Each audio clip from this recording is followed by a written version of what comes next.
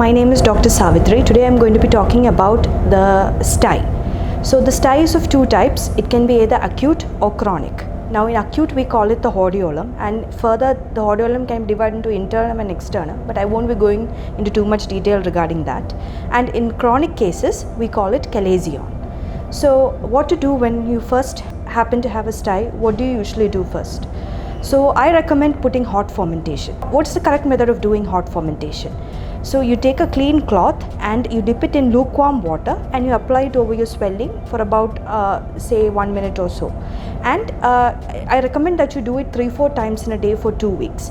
With hot fermentation alone, most Styes can resolve. But if you feel that the Stye is really painful or you find that there's some discharge, then it's recommended that you visit a doctor and get an ointment done. Now in most cases what I find is that people tend to get an ointment directly from the medical store, and when they visit a doctor later on, they do not bring their medicines with them. So it's my sincere advice that everyone brings the ointment that you have got from the medical store, so that in most cases the ointment that you have got from the medical store will be similar to the one that is being prescribed to you. In that case you do not need to buy another tube. So it's my sincere request that everyone brings the ointment that you have bought to a doctor if you do see one. So the ointment we usually recommend it to be applied twice a day, once at night or in the evening for 1 week, and then taper it to only at night the next week.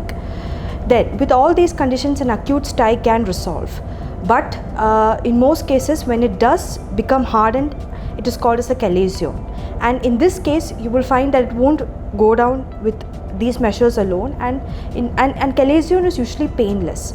So when you feel that it has hardened, then the mode of treatment is actually to go for an incision and curettage. So that is the procedure that we do. It's a minor procedure. It will be done in the theatre itself, where a cut will be made over the swelling and the contents scooped out. So it doesn't involve much scarring, but usually in cases of small chalazions that are not getting bigger, the procedure there is an option whether to do it or not.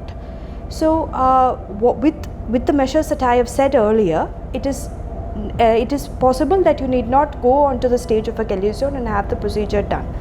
So with hot fermentation alone, most swellings reduce. So I hope that these measures were useful to you, and thank you.